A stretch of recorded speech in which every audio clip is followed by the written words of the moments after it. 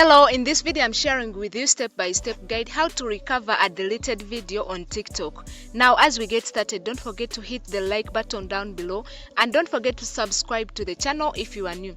Now let me first delete one video from my TikTok page and then I recover it. Now I've deleted one video from my TikTok page. I'm going to recover it. This is the step-by-step guide. Press up on the menu button in the corner on your TikTok profile page, then press on settings and privacy.